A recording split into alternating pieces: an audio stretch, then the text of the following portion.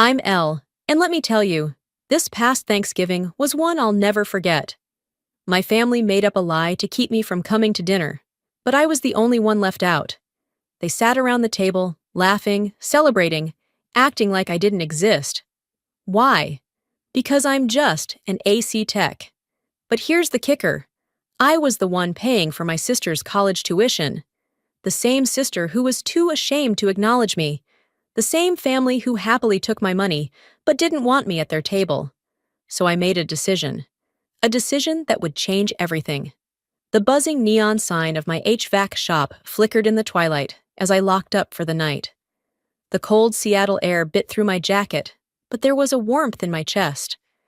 Thanksgiving was only a few days away, and for once, I wouldn't have to worry about work orders or emergency repairs. I had set everything in place, scheduled jobs, prepared bonuses for my crew, and even picked out a nice bottle of wine to bring to dinner. As I climbed into my truck, my phone rang. My mother's name lit up the screen. I smiled, expecting her usual pre-holiday call about which pie I should bring, pecan or pumpkin. But when I picked up, the tone in her voice immediately sent a chill down my spine. Elle, honey. I wanted to talk to you about Thanksgiving, she said. Something was off. Mom always had a certain sharpness in her voice, a clipped efficiency. But now she sounded hesitant, as if she were about to say something I wouldn't like. Sure, what's up? I replied, shifting the truck into drive. There was a pause, just long enough to make my stomach tighten. We think it would be best if you skip dinner this year. I nearly swerved into the next lane. Wait, what? My grip on the wheel tightened. What do you mean, skip dinner? We always do Thanksgiving together. Mom let out a soft sigh, the kind she used when she was about to feed me a line of well-rehearsed nonsense. Well, it's just that this year we're keeping things a little more formal. Serafina's boyfriend is bringing his parents, and we thought it might be better if it was just close family. I scoffed, my chest tightening. I am close family, Mom. Of course you are, sweetheart, she said quickly, her voice dripping with forced sincerity. It's just, you know how these professional families can be. It's important for Serafina to make a good impression. And there it was. The underlying message hit me like a gut punch. My job, my life, wasn't up to their standards. So what, Mom? Because I don't wear a suit and tie, I'm not good enough to sit at the table? My voice rose, anger bubbling beneath my skin. Elle, don't make this about you. I let out a humorless laugh. Oh, I see. So it's not about me. It's just about making sure Serafina isn't embarrassed by her lowly sister, right? She didn't respond. That silence was enough. I can't believe this, I muttered. Elle, honey, it's just one dinner. We'll make it up to you. Maybe a family brunch next weekend? She offered, as if that would soften the blow. I hung up. I sat there for a moment, gripping the steering wheel, my breathing shallow. One dinner after years of helping Serafina, of paying for her tuition, of making sure she never had to worry about a damn thing. And now, I wasn't good enough to be in the same room as her boyfriend's family? As I sat there in the stillness of my truck, my phone vibrated again. A text from my cousin, Genevieve. I need to tell you something. It's about Thanksgiving. I hesitated before opening the message. I overheard Mom and Serafina talking the other day. Serafina told her she didn't want you there because she was afraid it would make her look bad in front of Dorian's parents. She said, and I quote, I don't want them to think we come from a working-class background. I read the message twice, my stomach sinking. My own sister, the same one whose textbooks, tuition, and rent I had been covering for years, was ashamed of me. Ashamed of the work I did. Ashamed of the life I built with my own hands. I wanted to throw my phone against the dashboard, but I just sat there, gripping it so tightly my knuckles turned white. Looking back, I should have seen the signs. The way she never invited me to her college events. The way she changed the subject when her friends asked what I did for a living. The way she never introduced me to her boyfriend, even though they had been together for nearly a year. I had ignored it, convinced myself I was being paranoid. But this was undeniable. Thanksgiving Day arrived, and for the first time in my life, I spent it alone. I tried to distract myself, went for a long drive, stopped at a diner for coffee, even called a few friends. But nothing dulled the ache in my chest. That evening, against my better judgment, I checked social media. There they were, smiling family photos, the perfectly set dinner table, Serafina in a sleek dress, beaming next to Dorian, his parents looking equally polished. And I wasn't anywhere in sight. That was the moment something in me shifted. If I wasn't good enough to sit at their table, then my money wasn't good enough to pay for Serafina's tuition. So, I made a decision that would change everything. The next morning, I woke up feeling lighter. It wasn't relief exactly, more like clarity. The kind that only comes when you finally stop making excuses for people who don't deserve them. I made my coffee, sat at the kitchen table, and pulled out my laptop. Logging into the university's payment portal had become second nature to me over the years. I knew the password to Serafina's account better than I knew my own streaming login. Due date, 2 weeks. Balance, $21,500. I stared at the number, my fingers hovering over the trackpad. I had covered every single semester since she started law school, never once hesitating. But this time, my cursor moved to Remove Payment Method. A small pop-up appeared.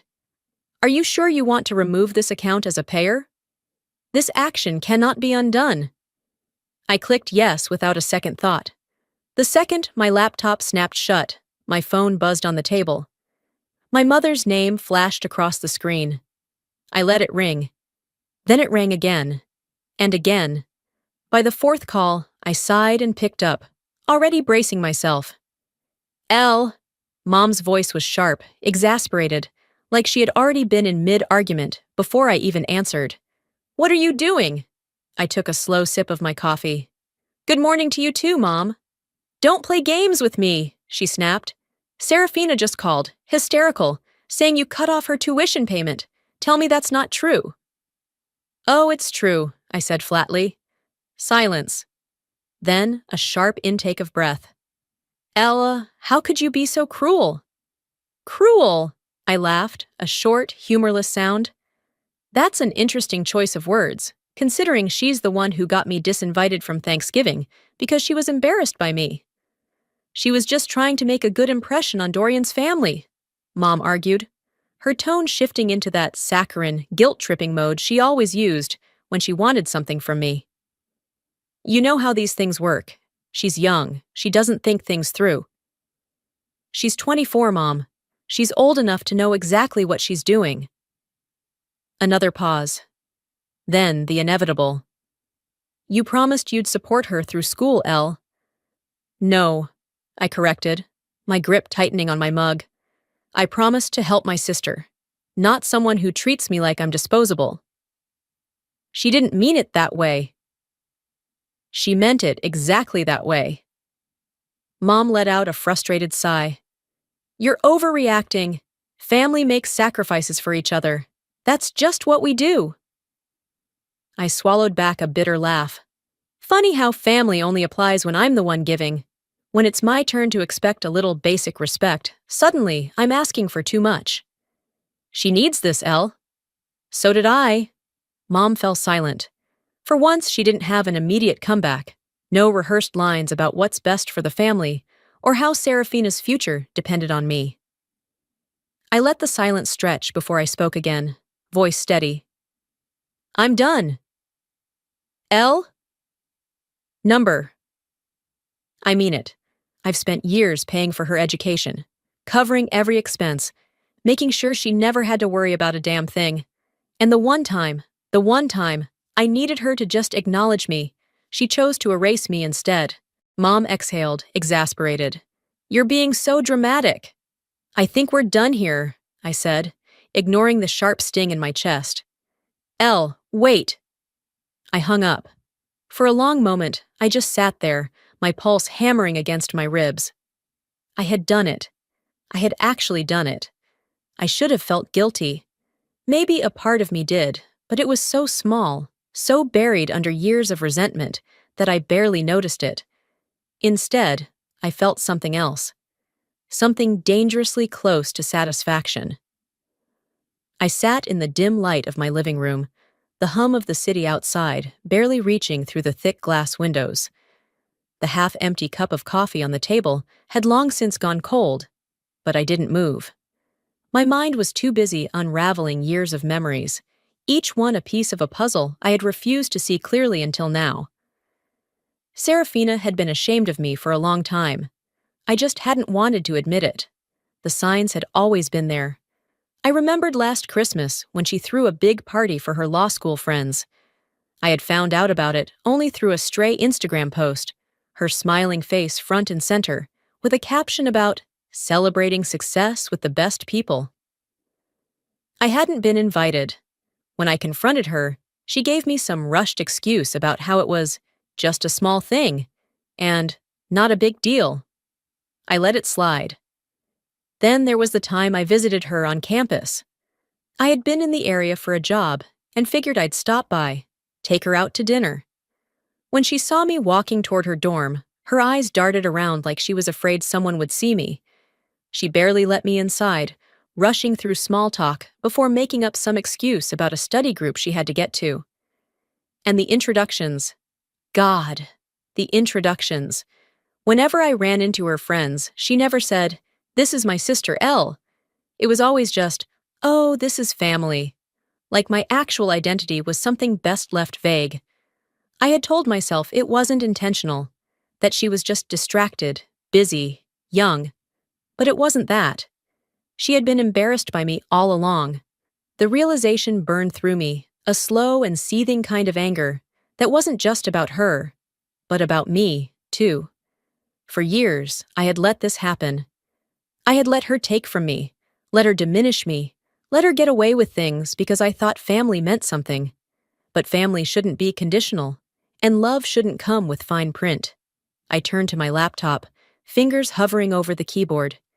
It was almost muscle memory by now, logging into the university's payment portal, checking the due dates, making sure everything was squared away. But this time, the screen felt different. Next semester's tuition, $21,500. Due in 2 weeks. I stared at the number, my stomach twisting. How many late nights had I worked to make sure that money was there? How many vacations had I skipped? How many times had I put her needs before my own? And for what? So she could pretend I didn't exist when it was inconvenient? Not this time. I grabbed my phone and dialed the university's financial office. A polite voice picked up after 2 rings. "How can I assist you today?" "I need to remove myself as the payer on an account," I said, my voice steady. There was a pause. "Are you sure? This will impact the student's enrollment status." I closed my eyes and took a slow breath. I had spent years being sure of things that didn't deserve my certainty. But this, I'm sure. The process took less than 5 minutes. A few verification questions, a final confirmation, and just like that, it was done. I set my phone down and exhaled, waiting for guilt to creep in. It didn't. Instead, all I felt was a strange, unfamiliar kind of relief. For the first time in years, I wasn't carrying someone else's burden. But I also knew this was just the beginning. And when Serafina found out, she was going to lose her mind. The first call came less than 24 hours later. I was halfway through my morning coffee when my phone buzzed on the counter. I glanced at the screen, already knowing who it was before I even saw her name. Serafina. I let it ring. It rang again, and again. Then a 4th time. I exhaled slowly, my grip tightening around the mug.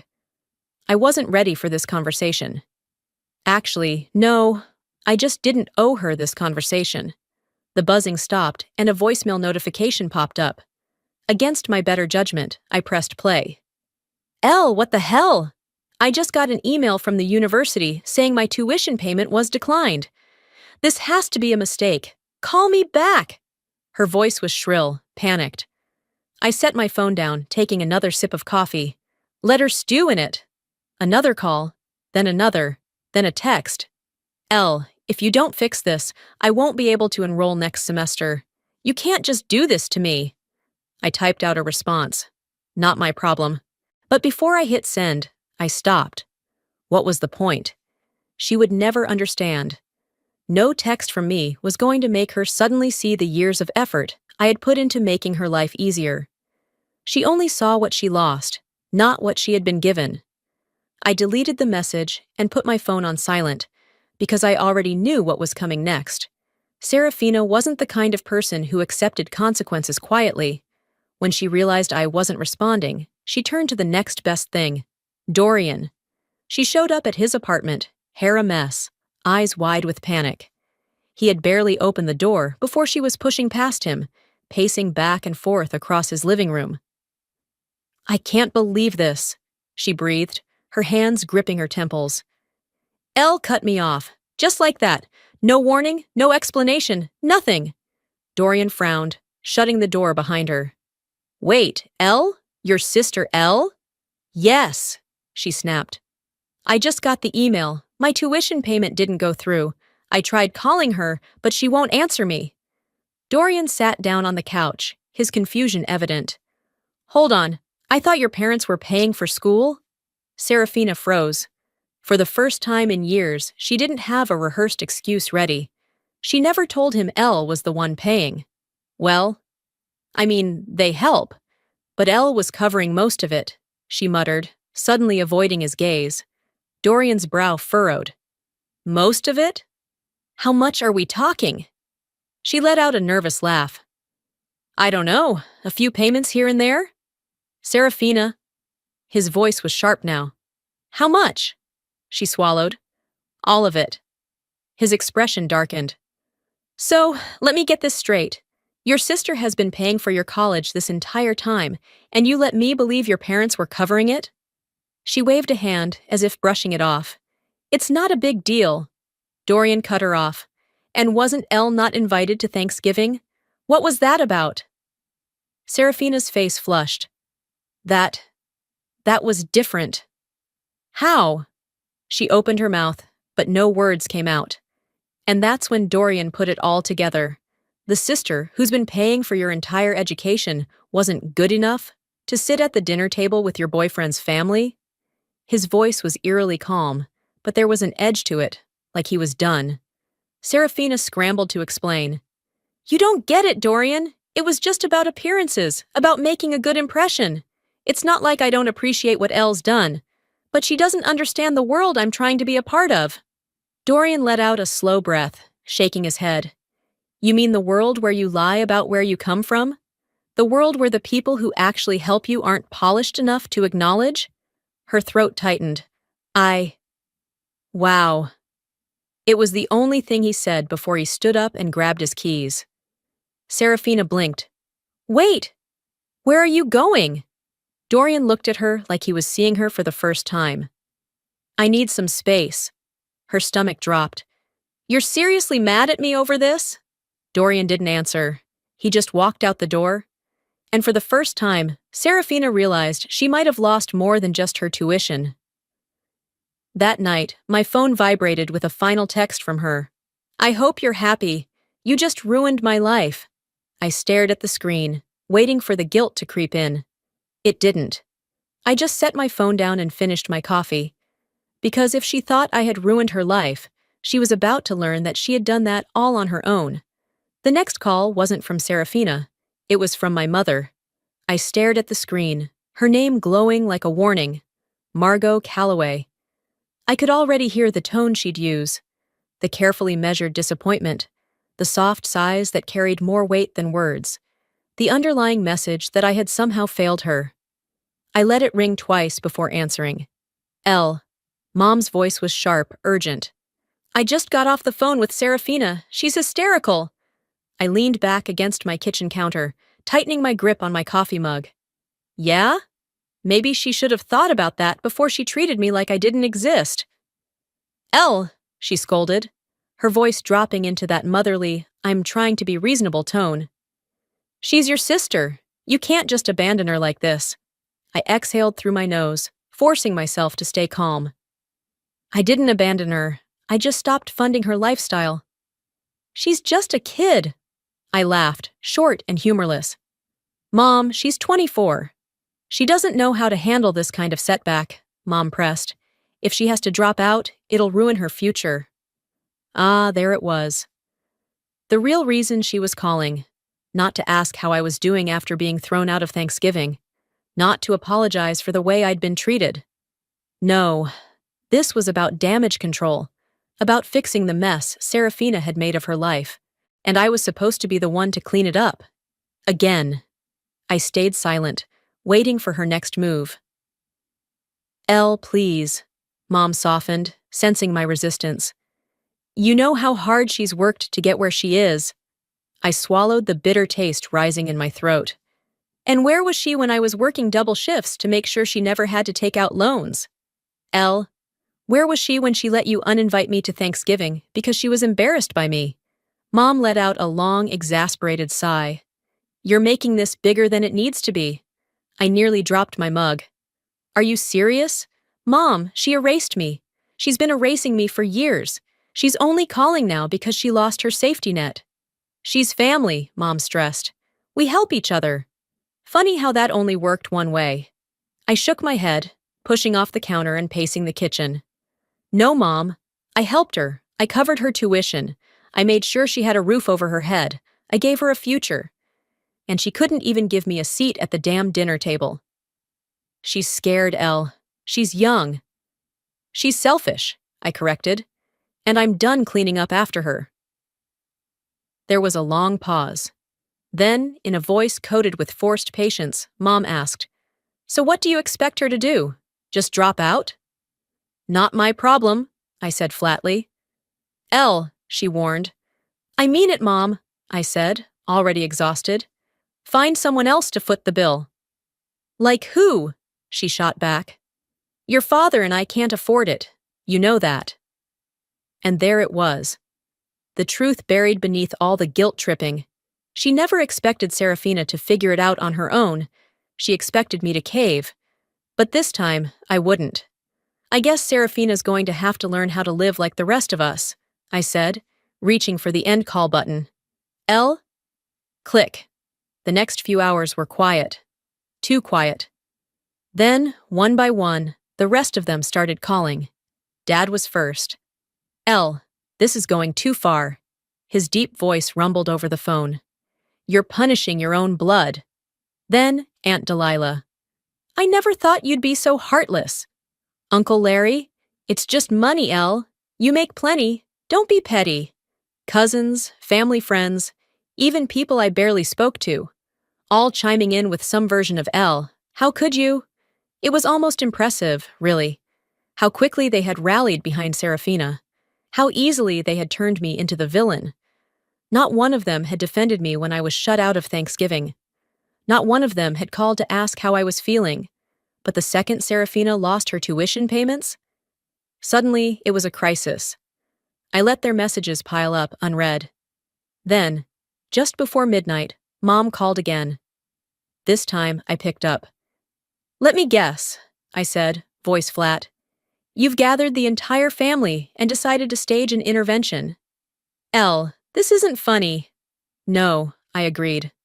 It's pathetic. Mom sucked in a breath. How dare you? How dare I? I let out a short, bitter laugh. Where were all of you when I was working weekends, pulling overtime, making sure Serafina had everything she needed? Silence. Where were you when she pretended I didn't exist? When she hid me from her friends? When she made it very clear that my life, my work, wasn't good enough for her? Mom cleared her throat. Elle, it's not like that. It is like that, I snapped. And let me be very clear, Mom. I'm done. Serafina is on her own. I hung up, and I meant every word. But Serafina? She wasn't done fighting. At first it was subtle. A lingering look from a longtime client. A hesitation in the voices of family friends when they spoke to me. I brushed it off, convincing myself I was imagining it. Then, one afternoon, as I was finishing up a routine inspection for Mrs. Carter, a woman who had been using my HVAC services for years, she gave me a pointed look. I never thought you'd abandon your own sister like that, Elle, she said, her voice carrying that same judgmental edge I had come to recognize all too well. I froze, gripping the clipboard in my hands. Excuse me? She shook her head, sighing dramatically. Family is supposed to take care of each other. I just didn't think you were the kind of person to turn your back on your own blood. There it was. I forced a tight smile. Well, Mrs. Carter, I suppose that depends on which version of the story you've heard. She pursed her lips, but didn't say anything else. And I didn't give her the satisfaction of an explanation. Instead, I climbed into my truck, pulled out my phone, and opened social media. And there it was. Serafina had been busy. Her posts were vague but pointed, carefully worded to make herself look like the victim without ever outright mentioning me. Some people love money more than family. So disappointing. I always believed in supporting your siblings. Guess not everyone feels the same. The comments were filled with sympathy. I can't believe your own family would do this to you. You deserve better, babe. Stay strong. You've always been the sweetest. People like that will regret their choices one day. I scrolled through in disbelief. My stomach clenched when I saw familiar names. Distant relatives, family friends. People who hadn't so much as sent me a text after Thanksgiving, now rallying behind her like she was some kind of helpless victim. And then, as if on cue, my phone started ringing. My aunt, then my uncle, then my mother. I silenced every call. I knew what they were going to say before they even opened their mouths. I had gone from being family to the villain in a matter of days, all because I refused to keep playing my role as the silent provider. I tossed my phone onto the passenger seat and started the engine. Enough. I was done letting her control the narrative. I didn't call ahead. I didn't warn her I was coming. I pulled up to Serafina's apartment, walked straight to her door, and knocked. Hard. It took a few moments, but then the door swung open. Serafina stood there, her phone still in her hand, eyes widening just slightly before she schooled her expression into something more composed. Ellie, she said smoothly. To what do I owe the pleasure? I pushed past her into the apartment without waiting for an invitation. She scoffed, closing the door behind me. Oh, come in. Why don't you? I turned to face her, my jaw tight. What the hell do you think you're doing? She blinked, feigning innocence. I have no idea what you're talking about. I laughed coldly, pulling my phone from my pocket and holding up her latest post. Oh, you don't? Because this looks a hell of a lot like you trying to paint me as some heartless monster. Her lips curled into a smirk. I'm just telling the truth. My fingers curled around my phone. The truth? The truth is I paid your tuition for years while you pretended I didn't exist. The truth is I gave you everything, and you still acted like I was beneath you. She crossed her arms. And now you're mad because people are finally seeing who you really are? I took a step closer, lowering my voice. No, Serafina, you should be mad, because this little game you're playing, it won't end the way you think it will. Her smirk faltered just slightly. Oh, please, she scoffed. You think people are going to turn on me? I've built relationships, Elle. I have connections. Meanwhile, what? Fix air conditioners? Do you really think that makes you someone? My jaw tightened, but I didn't let her words sink in. Not anymore. I simply smiled. Go ahead, Serafina. Keep lying. Keep playing your little game. Keep manipulating people into thinking you're the victim. I turned toward the door, my hand on the handle. Then, just before leaving, I looked back at her. Because when this all crashes down on you, I won't be there to save you. And she was about to learn just how alone she really was. Because her perfect little world was already starting to fall apart. I didn't have to do anything. Serafina had spent years building a life on borrowed resources. My money, my sacrifices, my silence. But now that I had cut her off, the foundation beneath her was crumbling. And the best part? She had no one to blame but herself. Dorian was the first to realize something wasn't right. It started with a simple message. Anonymous. Sent to his inbox late at night. Did you know your girlfriend has been lying about who's paying her tuition? At first, he brushed it off. Internet trolls, people with nothing better to do. but something gnawed at him, an uneasy feeling he couldn't shake. He started digging. He contacted the university, pretending to be Serafina. It took him 3 tries to get through to the right department, but when he finally did, the answer was clear. Her tuition hadn't been paid. Not by her. Not by her parents. No record of payment for the upcoming semester. No scheduled transactions. Just a long history of payments from a now-removed sponsor, L. Calloway. That night, when Serafina showed up at his apartment, expecting another evening of wine and carefully curated romance, she was met with something else entirely. Dorian stood at the door, arms crossed, phone in hand. His expression was unreadable, but his voice, cold. Why did I have to hear from someone else that Elle was paying for your education? Serafina blinked. What? Dorian stepped aside, letting her walk in, but she already felt the shift in the air. The warmth between them was gone. I called the university, he continued, shutting the door behind her. I wanted to see if there was a way I could help with your tuition, since you were so stressed about it. But imagine my surprise when they told me you didn't even have a payment plan set up, because your sister was covering everything. Serafina's mouth opened, then closed. She swallowed hard, shaking her head. Dorian, it's not a big deal? His voice was sharp now. You lied to me. You let me believe your parents were paying for school, that you had everything under control, when all along it was Elle's money keeping you afloat. She tried to reach for his hand, her expression melting into something softer, something rehearsed.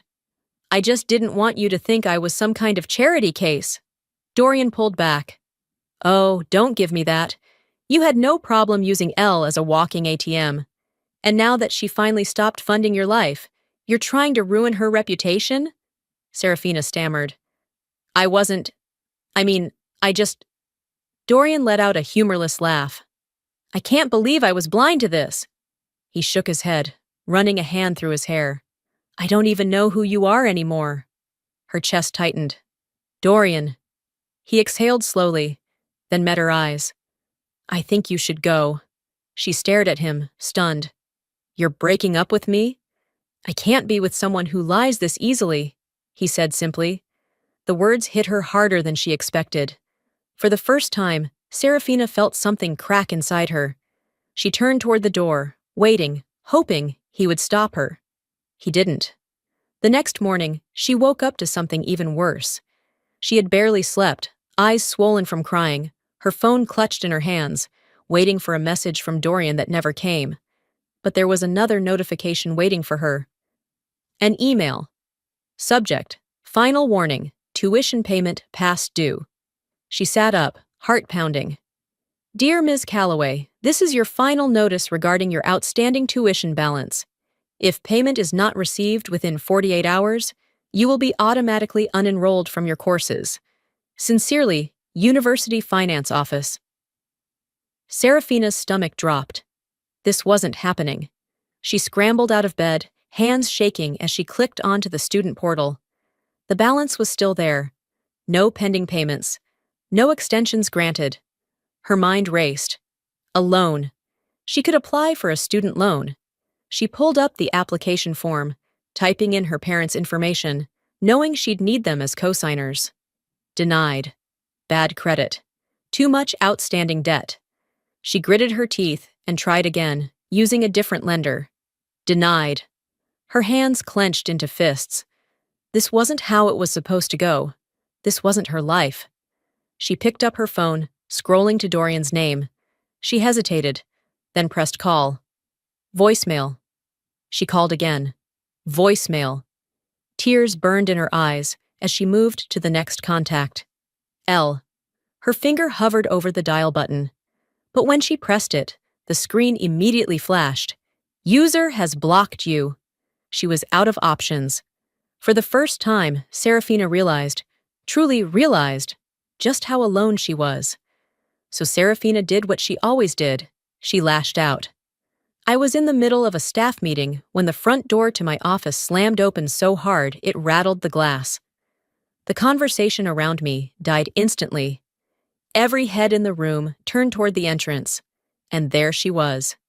Serafina stood in the doorway, her hair a mess, eyes red-rimmed, breath heaving like she had sprinted here in a blind rage. The look on her face was pure fury. "You ruined my life!" she shrieked. I set my clipboard down, exhaling slowly. "Here we go?" "No," I said, keeping my voice even. "I stopped paying for it. You ruined it yourself." A hush fell over the office. Employees paused mid-task. A couple of clients in the waiting area exchanged nervous glances. But Serafina didn't care. She didn't care about the audience or the scene she was causing. She was here to make sure I suffered. "You abandoned me," she spat, stepping further inside. "You left me with nothing. How could you do this to your own sister?" I crossed my arms, leaning against my desk. "That's funny. I don't remember you calling me your sister when you were lying to your boyfriend about where your tuition money came from." Her jaw clenched. "That's different." "Is it?" I tilted my head.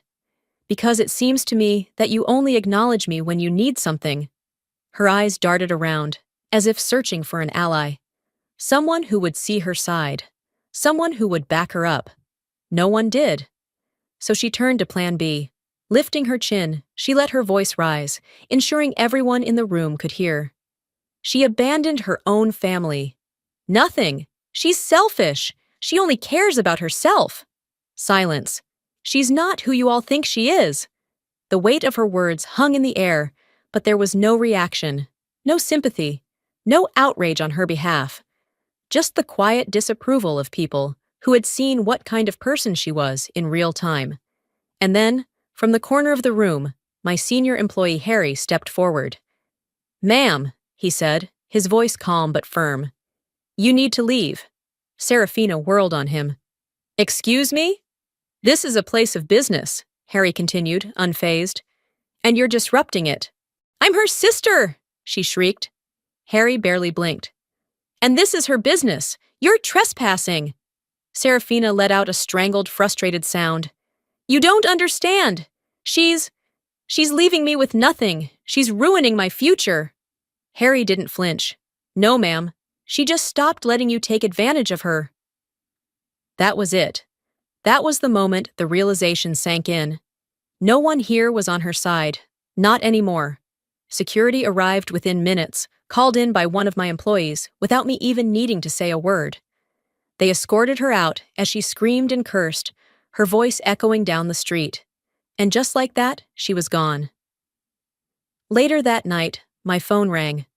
I almost didn't answer, but a part of me knew this was the last time they'd try. The last time they'd bother. I sighed and picked up. "Elle, we need to talk." Mom's voice was tight, her usual performance of gentle concern stretched thin. I didn't respond. Dad cleared his throat. "Look, honey, maybe things got out of hand, but Serafina's young, she needs help." I closed my eyes, pressing the phone closer to my ear. "Let me guess. You think I should help her?" Mom exhaled sharply. "Elle, come on. Maybe we can work something out? You're doing well after all." I laughed, low, bitter.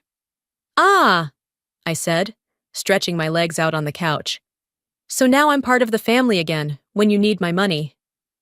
"Elle, don't be like this," Dad said, his voice stiff. "We just think—" "No." Silence. "You think I'll cave? That I'll do what I've always done? That I'll sacrifice my peace for her comfort?" I shook my head, even though they couldn't see me. "But I'm done. Find another ATM." And with that, I hung up. And for the first time, I truly felt free. But freedom comes at a cost.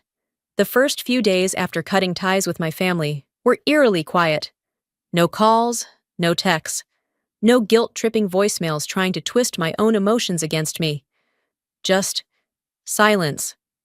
It was a strange feeling, this newfound solitude. After years of being bombarded with their demands, their manipulations, their expectations, I was free. And yet, there was still that small part of me that expected my phone to ring at any moment, for someone to swoop in with another desperate plea. But no one did. Instead, the days stretched on, peaceful and uninterrupted. And for the first time, I allowed myself to breathe. It was Genevieve who finally broke the silence. I was on my lunch break, sitting outside my office with a coffee in hand, when her name popped up on my phone. I hesitated for a moment before answering. "Hey," I said, leaning back in my chair. "Hey," she replied, her voice softer than usual. "I wanted to check in, see how you're holding up." I exhaled, letting my eyes drift up to the winter sky. "Honestly, better than I expected." There was a pause. Then, "I figured. But I also figured you'd want to know what's going on with them." I didn't ask who them was. I already knew. Still, I didn't respond right away. Did I want to know? Did it even matter? Genevieve took my silence as permission to continue. "Serafina moved back home," she said, her tone neutral. "She's taking a break from school. Says she's going to figure things out, but, well, you know how she is." I closed my eyes, unsurprised. "And your parents?" I asked, already knowing the answer. "They're struggling financially. But, of course, they won't admit you were right," she said with a humorless chuckle. "They're still blaming you for everything, as if it's your fault that Serafina burned every bridge she had." I nodded to myself, taking a sip of my coffee. "Sounds about right." "They'll never change, Elle," she said after a pause. "I hope you know that." "I do," I murmured. "I think I've always known. I just wasn't ready to accept it before." "Well," she sighed, "for what it's worth, I think you did the right thing." A small smile tugged at the corner of my lips. "Thanks, Jen." "Anytime," she said. "And hey, Merry Christmas. You deserve a good one this year." The day before Christmas Eve, I found myself sitting at my desk, staring at expansion plans for my business.